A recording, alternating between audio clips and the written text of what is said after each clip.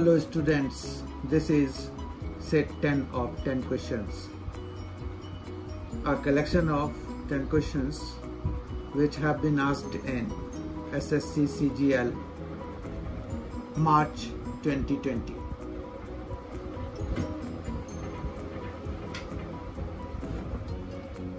Let us start the session. First question for this session is, एक निश्चित राशि पर 16 and 2/3% प्रति वर्ष की दर से 3 वर्ष के लिए चक्रवृद्धि ब्याज 6,350 है। उसी राशि का उसी दर पर 5 और 2/3 वर्ष के लिए साधारण ब्याज क्या होगा। तो इसको हम अगर करना चाहते हैं तो उसके लिए हमारे पास पहले क्या दिया हुआ है, वो दिया हुआ है कि चक्रवृद्धि ब्याज 3 वर्ष के लिए दिया हुआ है। तो हम अगर ये फॉर्मूले में मतलब एक इक्वेशन बिठाएं कि प्रिंसिपल P है तो ये आ जाएगा 1 प्लस, अब 16 and 2/3 को हम 16 3 48 प्लस 2 50/3 लिख सकते हैं, 3/100 हो जाएगा। और पावर में यहाँ पर कितना आ जाएगा, 3 वर्ष के लिए 3 आ जाएगा, क्योंकि वार्षिक दर से उसको ये कंपाउंडेशन जो है कंपाउंडेड एनुअली है इसलिए। और P माइनस करा देंगे क्योंकि ये जो होता है ये हमारा अमाउंट का फॉर्मूला होता है, ठीक है। तो अमाउंट में जब हम प्रिंसिपल माइनस करा देंगे तो हमें क्या मिल जाएगा, इंटरेस्ट मिल जाएगा। और वो कितना दिया हुआ है, 6,350 के बराबर दिया हुआ है, ठीक है। तो इस तरह से हमारे पास यहाँ पर से P की वैल्यू आ जाएगी। पहले हम ये देखें, अगर ये 50 और ये 2 इस तरह से यहाँ पर ये कैंसिल होके यहाँ पर आ जाएगा 1/6 और का क्यूब हो जाएगा, ठीक है। 1 प्लस 1/6 का क्यूब हो गया। और फिर माइनस P है इज इक्वल टू 6350 हो जाएगा, ठीक है। उसके बाद जो है अगर हम इसको देखें तो यहाँ पर P अगर हम कॉमन ले लें तो यहाँ पर क्या आ जाएगा, ये 7/6 है और वो 3 बार है, तो 7 × 7 × 7 बाय 6 × 6 × 6 6 × 6 × 6 और -1 हो जाएगा क्योंकि हमने ये दोनों जगहों से P कॉमन ले लिया, तो ये आ गया 6350, ठीक है। अब जो है हमारे पास यहाँ पर P की वैल्यू निकालने के लिए हम इसको सॉल्व करेंगे। तो 7 × 7 × 7 ये कितना हो जाता है, ये हो जाता है 3। 7 × 7 × 7 हो जाएगा 343 माइनस 216 हो जाएगा 6 × 6 × 6 और अपॉन में एलसीएम की जगह पे भी 216 आ जाएगा इज इक्वल टू 6350 हो गया। इस तरह से हमारे पास P इंटू यहाँ पर अगर हम माइनस कराएंगे तो ये कितना आ रहा है, 127/216 और इज इक्वल टू कितना है, 6350। अब यहाँ से P की वैल्यू आ जाएगी हमारे पास, वो है P इज इक्वल टू हो जाएगा 6350 इंटू 216/127, ठीक है। जब हम इनको सॉल्व करेंगे तो 127 से हम इसको कर सकते हैं 5 टाइम्स में, ये 50 हो गया। 127 से ये 6350 50 टाइम्स में कैंसिल हो जाएगा। 50 × 216 जो है वो कितना हो जाएगा, ये आ जाएगा 10800। तो हमारा P आ गया 10,800। अब P जब हमारे पास आ गया है तो हम अब सिंपल इंटरेस्ट निकालेंगे कितने साल के लिए। सिंपल इंटरेस्ट हमें कितने साल के लिए निकालना है, देखिए उसी राशि का, तो राशि तो हमें वही रखना है, तो ये राशि हमें मिल चुका है। उसके बाद उसी दर पर दर भी हमें 50/3 ही रखना है, ठीक है। और यहाँ पर टाइम हो गया है ये 15 + 2 17/3 आ गया है, ठीक है। तो हम यहाँ पर अब SI जब निकालेंगे तो SI के लिए हमारे पास क्या आ जाएगा, SI के लिए फॉर्मूला क्या होता है, PTR/100। तो हमारे पास यहाँ पर P है 10,800। टाइम हमारे पास कितना है, 5 3 ज़ा 12, 5 3 ज़ा 15 प्लस 2 17/3, 5 3 5 ज़ा 15 प्लस 2 17/3 है। और टाइम हो गया। और रेट हमारे पास 16 3 ज़ा 48 प्लस 2 50, 50/3 हो गया, 50/3 हो गया। इनटू में ये अपॉन 100 वाला भी लिखना पड़ेगा। अब ये 50 से कैंसिल हो जाएगा हमारे पास, 52 ज़ा, ठीक है। उसके बाद जो है हमारे पास यहाँ पर कितना है आने वाला, ये है 3 से अगर हम इसको कैंसिल कराएंगे तो 3 3 ज़ा और फिर 3 6 ज़ा, तो 3600 हो गया। फिर इस 3 से जब कैंसिल कराएंगे तो ये आ जाएगा आपका 1200, ठीक है, 1200। और इंटू जो है हमारे पास आ गया कितना, 17 और बाय 2 है, तो ये कितना आ जाएगा, ये 600 से कैंसिल हो जाएगा। तो 17 इंटू 600, 17 इंटू 600 हमारे पास कितना आ जाएगा, 102 और फिर 2 जीरोस, मतलब 10,200। तो 10,200 रुपीज जो है सिंपल इंटरेस्ट हो जाएगा, जो भी अमाउंट हमारे पास आया है, ठीक है। तो ये जो है 10,200 अगर ऑप्शन वाइज देखें तो हमारे पास 4th ऑप्शन इसका करेक्ट है। Second question for today is based on trigonometry. It is sec power 6 theta minus 10 power 6 theta minus 3 sec square theta into tan square theta plus 1 upon cos power 4 theta minus sin power 4 theta plus 2 sin square theta plus 2। तो इसको solve करने के लिए हमें इसका मान ज्ञात करना है। तो हम पहले यहाँ पर sec क्यूब, तो ये sec स्क्वायर थीटा का क्यूब लिख देते हैं।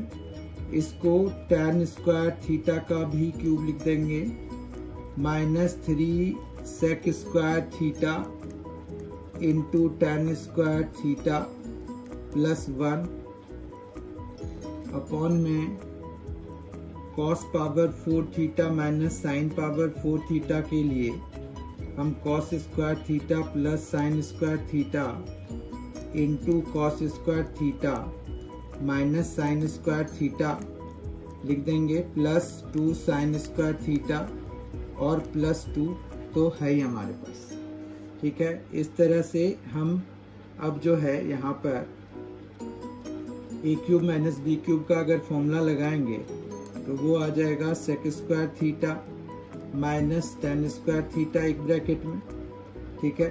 उसके बाद दूसरे ब्रैकेट में आएगा sec power 4 theta plus tan power 4 theta. फिर आएगा यहाँ पर चूंकि माइनस है तो यहाँ सारे प्लस में होंगे, वो आ जाएगा sec square theta into tan square theta, tan square theta. फिर -3, ये इतना तो ठीक है। उसके बाद -3 sec square theta into tan square theta plus 1 और फिर अपॉन में आ जाएगा ये cos square theta plus sin square theta 1 है। तो हमारे पास बेसिकली ये cos square theta minus sin square theta plus 2 sin square theta plus 2 बचेगा। फिर जो है हमारे पास sec square theta minus tan square theta 1 होता है, sec पावर 4 थीटा और प्लस tan पावर 4 थीटा। तो ये basically sec power 4 theta plus tan power 4 theta plus sec square theta into tan square theta minus sec square theta 3 भी है, sec square theta 3 sec square theta into tan square theta plus 1 और upon में आ जाएगा हमारे पास ये 2 और ये solve होके ये आ जाएगा cos square theta plus sin square theta plus 2। तो इस तरह से हमारे पास यहाँ पर कितना आ गया, ये देखिए sec power 4 theta plus tan power 4 theta -2 sec square theta into tan square theta plus 1, और फिर अपॉन में आ जाएगा, ये दोनों मिलके कितना हो जाएगा, ये दोनों मिलके 1 और प्लस 2, ठीक है। फिर जो है हमारे पास ये है कि sec power 4 theta plus tan power 4 theta minus 2 sec square theta tan square theta कितना हो जाता है, sec square theta minus tan square theta का होल स्क्वायर हो जाएगा, प्लस 1 है, और नीचे हमारे पास आ गया है 3। अब sec square theta minus tan square theta 1 होता है, 1 का स्क्वायर कराएंगे, प्लस 1 और अपॉन में 3 है, 1 स्क्वायर तो 1 प्लस 1/3, तो बेसिकली इट इज 2/3। तो ये 2/3 हो गया। एज अ रिजल्ट हमारे पास 4th ऑप्शन यहाँ पर करेक्ट हो गया। Let us see 3rd question for today. It is यदि x square minus 2√5x plus 1 is equal to 0 है, तो x power 5 plus 1/x power 5 का मान क्या है। तो उसके लिए हमें पहले जो इक्वेशन दिया हुआ है उससे x का मान हम निकाल लेते हैं। तो x square minus 2√5x plus 1 is equal to 0। इसका हम जो क्वाड्रेटिक फॉर्मूला होता है उसके से मान निकाल लेते हैं, वो होता है माइनस b। अब यहाँ पर b है 2√5 माइनस b हो जाएगा हमारे पास, ये माइनस माइनस प्लस हो जाएगा, तो 2√5 plus minus root under of B square हो जाएगा 2√5 का स्क्वायर, यानी कि कितना हो जाएगा 20, फिर माइनस 4ac, तो 4 इंटू 1 इंटू 1, क्योंकि a भी हमारा 1 है और c भी 1 है, तो इस तरह से हमारे पास अपॉन में 2a, तो 2 इंटू 1, इस तरह से ये आ गया 2√5 प्लस माइनस ये 20 माइनस 4 तो 16 है, 16 का स्क्वायर रूट निकालते हैं तो 4 आ जाता है, और अपॉन में 2 आ जाता है। फिर अगर हम इनको कैंसिल करा दें तो 2 कॉमन लेके नीचे से कैंसिल करा देंगे, तो ये आ जाएगा √5 प्लस माइनस 2। समझ में आ गई बात। अब इनमें से कोई भी एक, ये 2 वैल्यूज हैं, इनमें से कोई भी एक वैल्यू हम लेकर के x power 5 plus 1/x power 5 का मान निकाल सकते हैं। उसके लिए हमारे पास क्या है कि अगर हम ये देखें कि x प्लस 1/x का मान हम पहले निकाल लेते हैं। x हमारे पास अभी यहाँ पर ये ले लेते हैं कि x इज इक्वल टू √5 प्लस 2 ले लेते हैं, ठीक है।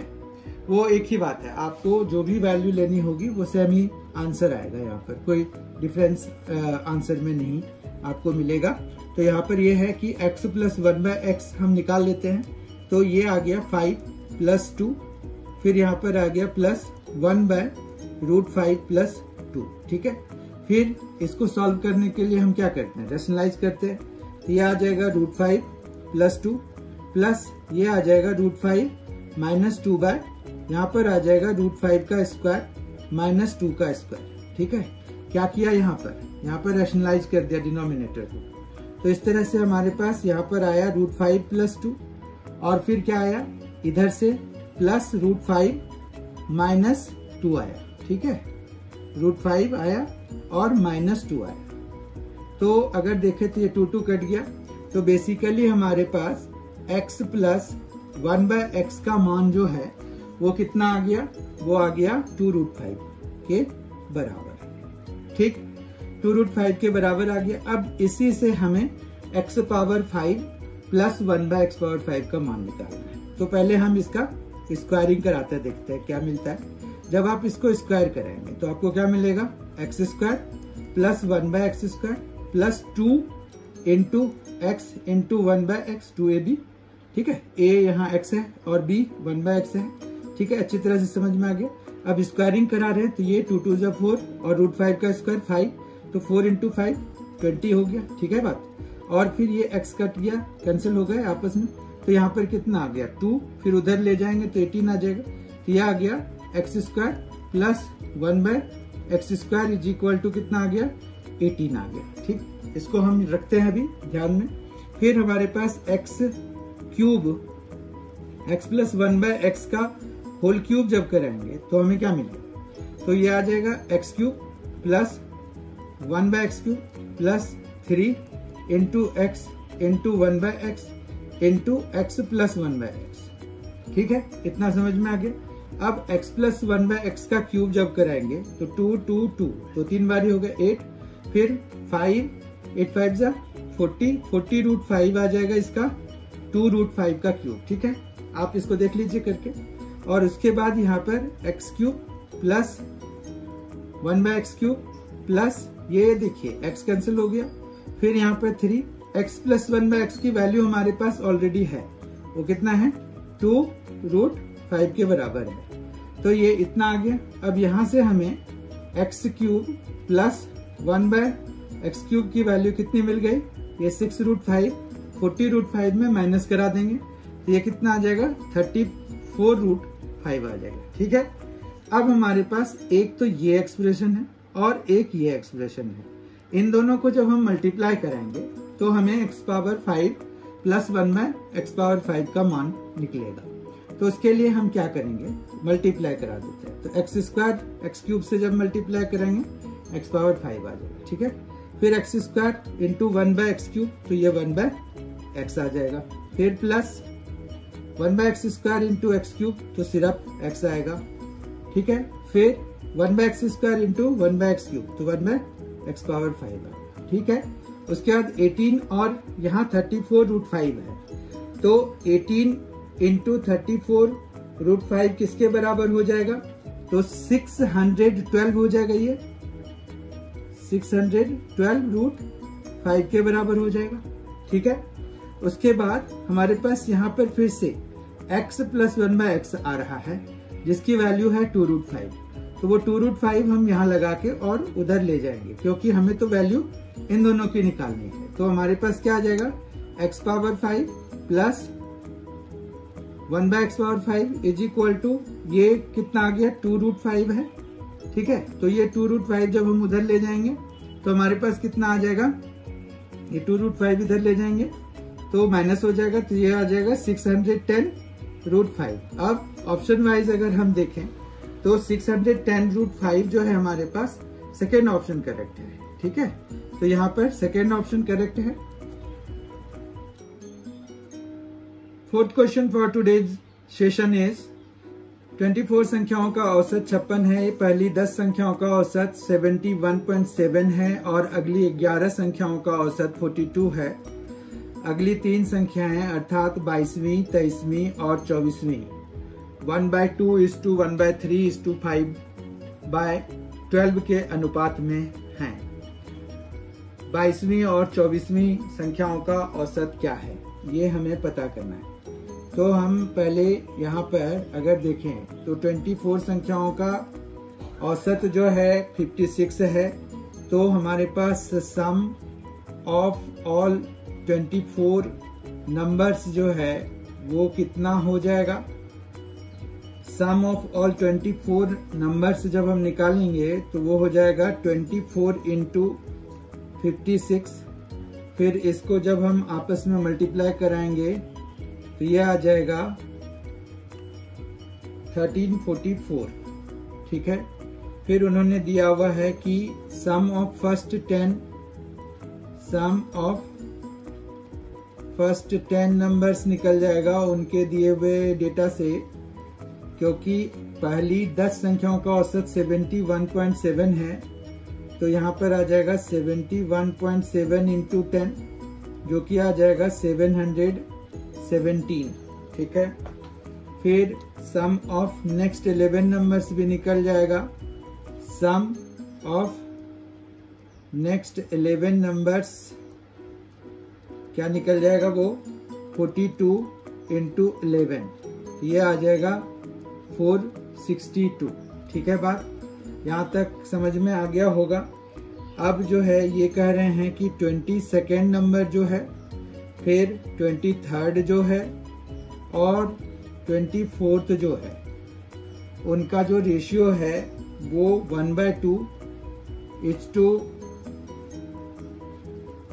1/3 इज़ टू 5/12 है।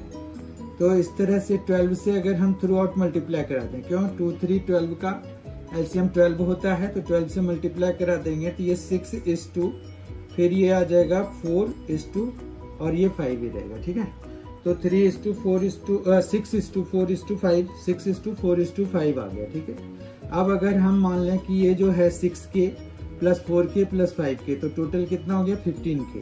तो हमारे पास यहाँ पर 15K ऐड करा दें तो इन तीनों का जो सम होगा वो कितना आ जाएगा हमारे पास, वो है 717 प्लस 642 प्लस 15K, और ये इसके बराबर हो जाएगा 1344 के बराबर। तो इससे हमें K की वैल्यू आ जाएगी, तो वो फिर बाद में फिर हम K की वैल्यू यहाँ पर 6K और 5K डाल के फिर पता कर लेंगे कि कितना आएगा।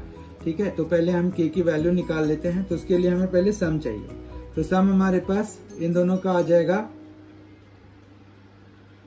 7 + 2 9, फिर ये 7 और ये 11 79 हो गया, और प्लस 15K, और ये किसके बराबर है, तो 1344 के बराबर है। ठीक है, तो यहाँ से हमें मिल गया 15K = 1344 माइनस 1179।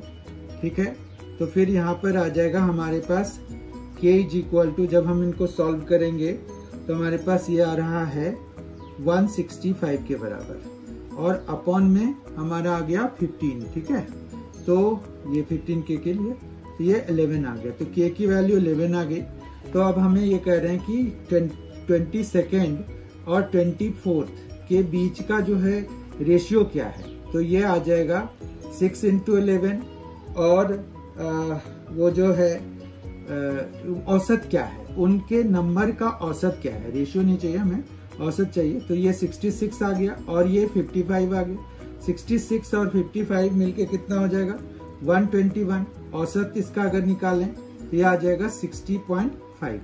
ऑप्शन वाइज अगर देखें तो 4th ऑप्शन हमारा करेक्ट है। 5th question for today's session is, नीचे दी गई तालिका 6 वर्ष की अवधि में 4 वस्तुओं A, B, C और D के निर्यात रुपीज करोड़ों में को निरूपित करती है। तालिका का अध्ययन करें और दिए गए प्रश्न का उत्तर दें। तो तालिका में यहाँ पर आइटम्स हैं A, B, C, D, 4 items दिए हुए हैं, और 2010 से 2015 तक के उनके जो वो हैं, मतलब उन्होंने दिया हुआ है कि 4 वस्तुओं का निर्यात का रुपीज करोड़ों में दिया हुआ है। अब यहाँ पर जो क्वेश्चन है वो देख लेते हैं, किस वर्ष में वस्तु D का निर्यात 6 वर्षों के दौरान वस्तु B के औसत निर्यात का 1.4 गुना था, ये हमें पता करना है। तो हमें यहाँ पर ये पूछ रहे हैं कि इस वर्ष में वस्तु D का निर्यात 6 वर्षों के दौरान वस्तु B के औसत निर्यात का, तो वस्तु B के औसत निर्यात का हमें निकालना पड़ेगा। तो हमें पहले B का जो है, ये जो पूरा 6 साल में इन्होंने सेल की वो निर्यात किया है, उसका सम निकालना होगा। तो हम इनको ऐड करा देते हैं, तो ये आ जाएगा टोटल सम हमारे पास इसका आ जाएगा 0 हो गया 6 960। ठीक है, तो B का ये जो है टोटल 960 हो गया। तो औसत अगर हम देखें तो एवरेज हमारे पास इसका कितना हो गया, एवरेज वो एक्सपोर्ट,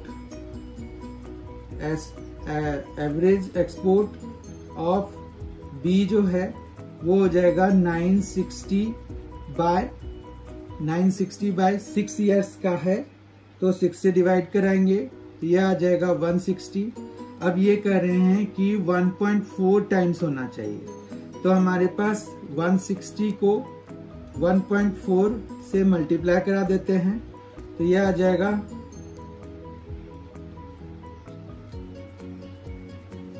224। तो 224 किस पे है, अगर हम D के कॉलम में जाएं और 224 देखें तो D का ये कॉलम है, तो D के कॉलम में 224 ये है, ये कौन से ईयर में है 2013 में। तो हमारा आंसर क्या हो जाएगा 2013 हो जाएगा। तो ऑप्शन वाइज हमारा कौन सा सही है?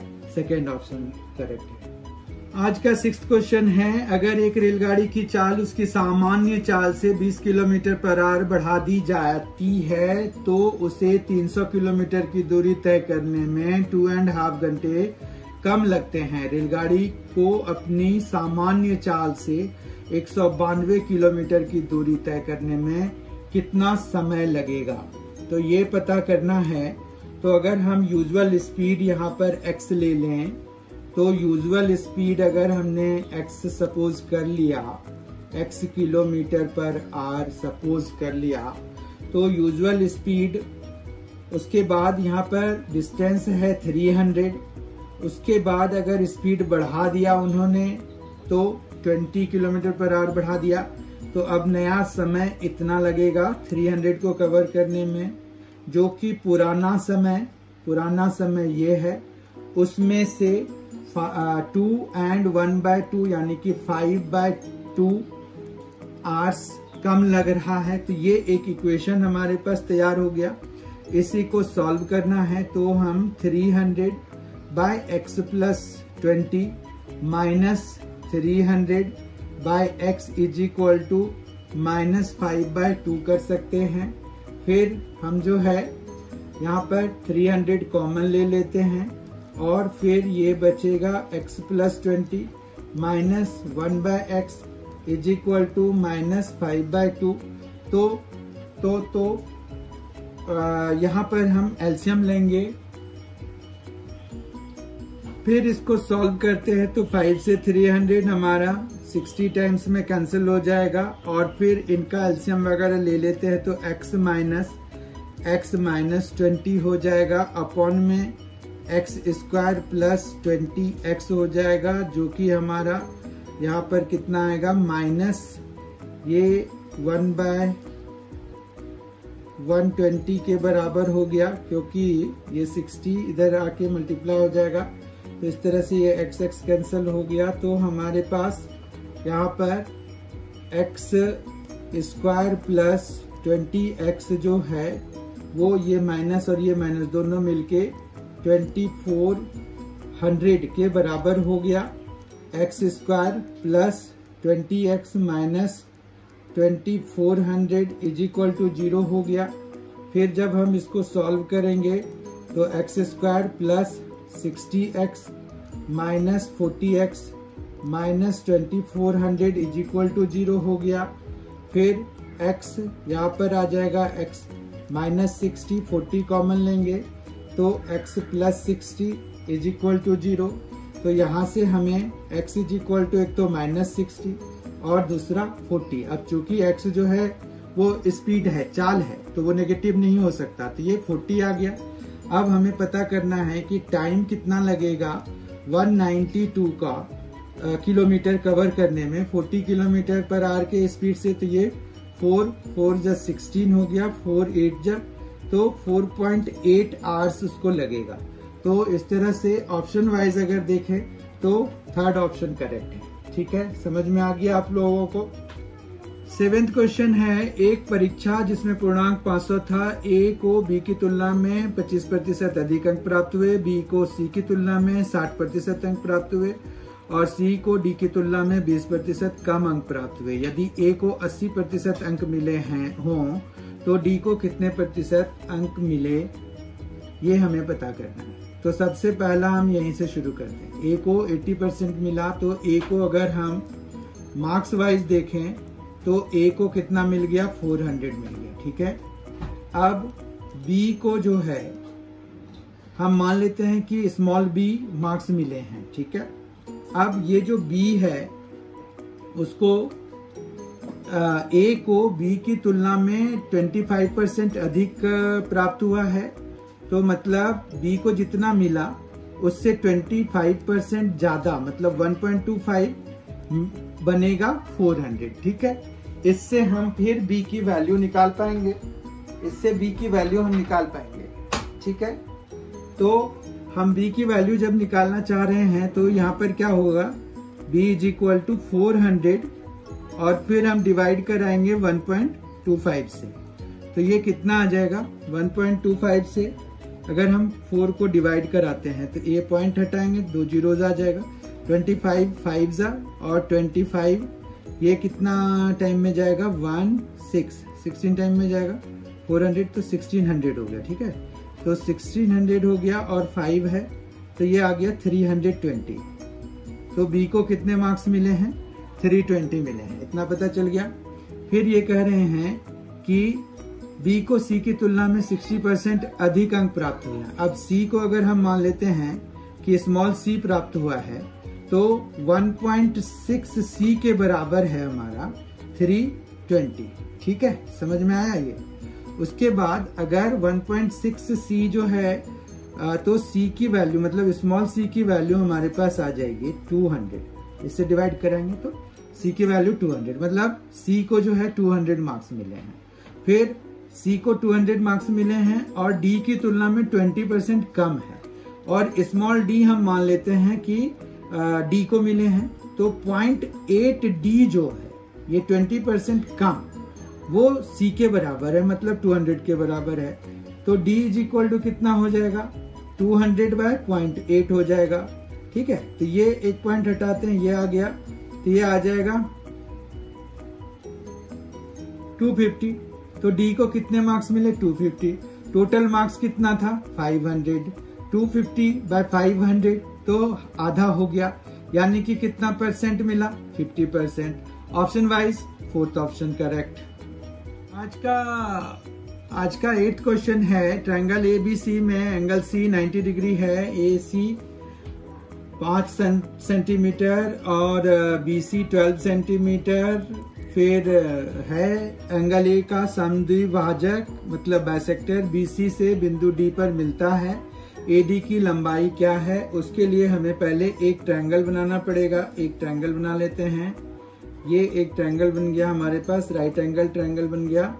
फिर हमारे पास यहाँ पर ABC है, C राइट एंगल ट्रायंगल है। ठीक है, उसके बाद ये कह रहे हैं कि एंगल A का जो समद्विभाजक है वो साइड BC को या CB को, वो साइड BC को D पर मिलता है, BC को D पर मिलता है। अब हमें जो है इसी की लेंथ निकालनी है, AD की लेंथ निकालनी है।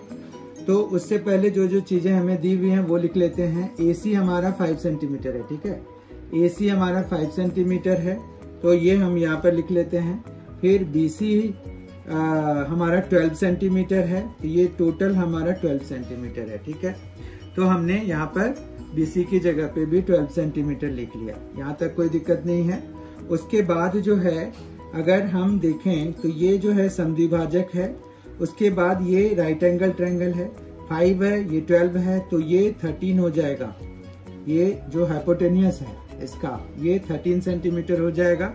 ये 5 सेंटीमीटर, ये 12 सेंटीमीटर, तो ये 13 सेंटीमीटर। ठीक है, अब ये जो D है, AD चूंकि समद्विभाजक है, तो हमने देखा था कि किसी भी एंगल का जो बाइसेक्टर होता है वो अपोजिट साइड को, उस साइड जो एंगल को कंटेंट करने वाली साइड से हैं उनके रेशियो में प्रोपोर्शनली डिवाइड करते हैं।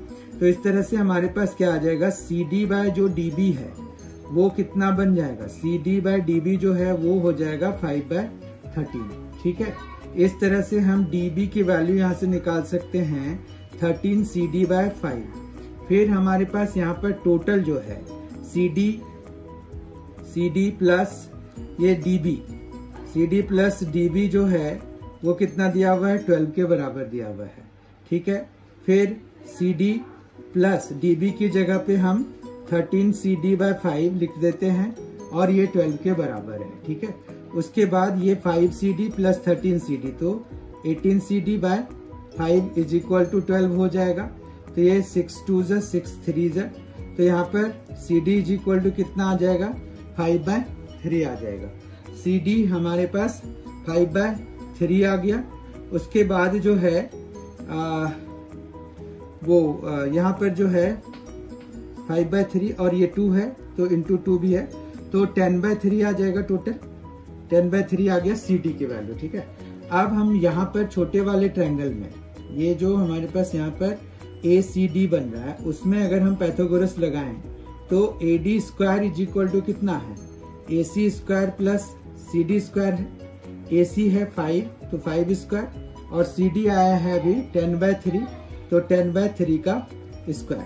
तो ये कितना आ जाएगा हमारे पास 25 और प्लस 100/9 तो ये आ गया 225 प्लस 100/9 तो ये आ जाएगा 325/9 और AD की वैल्यू आ जाएगी हमारे पास रूट अंडर ऑफ 325/9 का 3 हो जाएगा।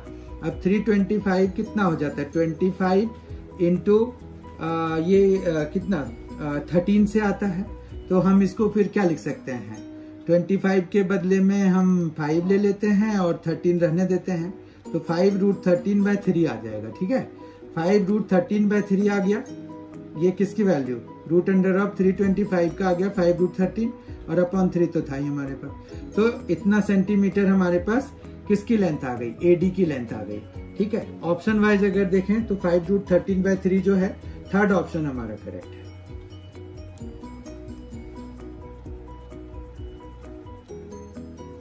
आज का 9th क्वेश्चन देखते हैं। एक चक्रीय चतुर्भुज मतलब साइक्लिक क्वाड्रिलेटरल ABCD की भुजाएं AB और DC बिंदु E पर मिलने के लिए आगे बढ़ाई जाती है और भुजाएं AD और BC बिंदु F पर मिलने के लिए आगे बढ़ाई जाती है।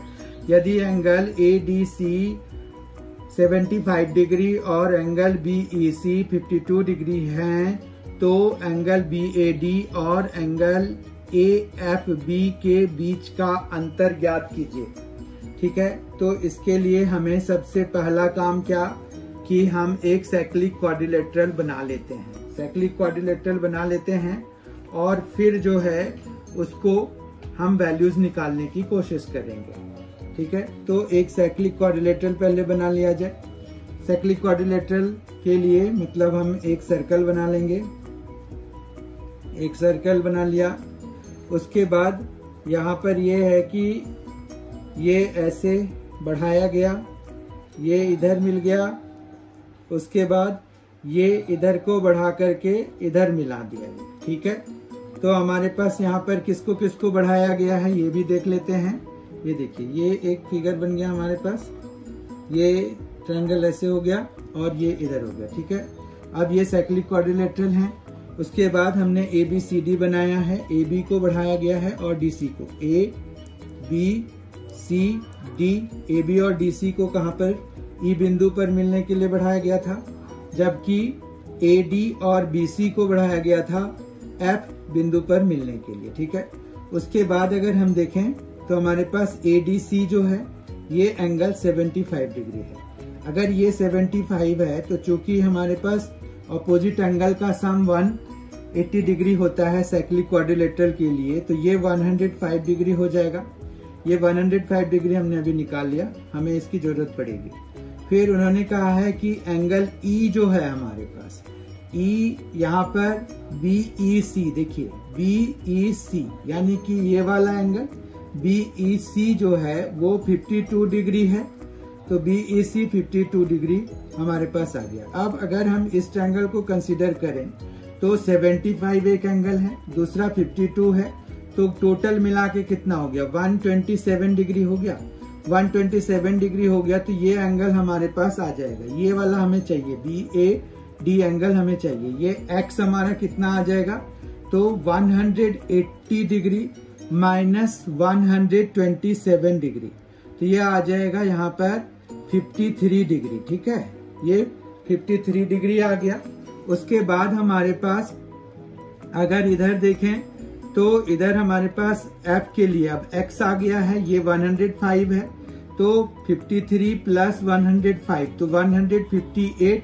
तो ये अगर हमने एंगल Y मान लिया तो Y की वैल्यू कितनी हो जाएगी, 180 माइनस 105 माइनस 53, मतलब 180 माइनस 158 यानी कि कितना हो जाएगा, 22 डिग्री। ठीक है, अब उन्होंने क्या पूछा है, अब पूछा है कि x माइनस वाई मतलब एक्स वाई का डिफरेंस कितना है, तो ये आ जाएगा 53 डिग्री माइनस 22 डिग्री, ये आ जाएगा 31 डिग्री। ठीक है, ऑप्शन वाइज अगर देखें तो फोर्थ ऑप्शन हमारा करेक्ट है। 10th and the last question for today's session is यदि p is equal to x cube plus y cube upon x minus y whole square plus 3xy, q is equal to x plus y whole square minus 3xy upon x cube minus y cube, और r is equal to x plus y whole square plus x minus y whole square by x square minus y square हैं, तो p divided by q into r का मान क्या है ये हमें पता करना है। ठीक है, तो हम यहाँ पर p को सिंप्लीफाई करते हैं। पहले p इज इक्वल टू दिया हुआ है x cube plus y cube. ठीक है, p इज इक्वल टू क्या दिया हुआ है, x cube plus y cube. तो A cube plus B cube का फॉर्मूला लगाते हैं हम, तो यहाँ पर क्या आएगा, x cube plus y cube के लिए एक्स प्लस वाई आएगा, फिर आएगा x square minus x y plus y square. ठीक है, अपॉन में आएगा हमारे पास x माइनस वाई का होल स्क्वायर है, तो वो हो जाएगा x square plus y square minus 2xy plus 3xy। ठीक है, ये सॉल्व होके देखते हैं कितना बन रहा है। तो x plus y into x square minus x y plus y square upon में x square plus y square plus x y. ठीक है, ये आ गया हमारे पास। अब हम देखते हैं q को सिंप्लीफाई करके हमें क्या मिलेगा, वो है x प्लस वाई का whole square minus 3xy upon x cube minus y cube. तो हम ऊपर भी x प्लस वाई का होल स्क्वायर का फॉर्मूला लगाएंगे, तो वो आ जाएगा x square plus y square plus 2xy, साथ में है माइनस 3xy, और अपॉन में है x cube minus y cube के लिए x माइनस वाई, फिर है x स्क्वायर आ जाएगा plus x y plus y square आ जाएगा। ठीक है, ये a cube minus b cube का फॉर्मूला लग गया। तो ये सॉल्व होके हमारे पास आ गया x square plus y square minus x y upon x minus y into x square plus x y plus y square. ठीक है, अब जो है हमारे पास r की बारी आती है। r को सॉल्व करेंगे, अगर सिंप्लीफाई करेंगे तो हमारे पास x प्लस वाई का होल स्क्वायर है प्लस एक्स माइनस वाई का होल स्क्वायर है। अगर हम उनको सॉल्व करेंगे तो x square plus y square plus 2xy plus x square plus y square minus 2xy, और अपॉन में x square minus y square है जो कि वैसे ही रहेगा, तो हम x square minus y square लिख देंगे, और फिर यहाँ पर 2xy कैंसिल हो जाएगा, तो ये आ जाएगा 2x square plus y square, दोनों ट्वाइस हो जाएगा, तो ये ब्रैकेट में हम लिख देंगे इसको इस तरह से, और ये आ गया x square minus y square. अब जो हमें एक्सप्रेशन दिया हुआ है उसकी वैल्यू हम निकालना चाहते हैं, तो ये है p divided by q into r, इसकी वैल्यू निकालनी है। अब p डिवाइडेड बाय q मतलब x प्लस वाई है, इंटू में x square minus x y plus y square है, अपॉन में है x square plus y square plus x y, और जब हम डिवाइड कराते हैं तो ये उल्टा हो जाएगा, तो ये आ जाएगा x minus y into x square plus x y plus y square, और फिर अपॉन में आ जाएगा हमारे पास जो इसका न्यूमरेटर है वो है x square plus y square minus x y, और फिर इंटू कराना है r से, वो है 2x square plus y square upon में x square minus y square. ठीक है, इस तरह से हमारे पास x square plus y square minus x y से ये कैंसिल हो जाएगा, x square plus y square x y इधर भी है, ये कैंसिल हो जाएगा, तो हमारे पास यहाँ पर जो बचेगा वो है x plus y into x minus y, जो कि x square minus y square, और फिर साथ में into 2x square plus y square, फिर अपॉन में x square minus y square, ये भी कैंसिल हो गया।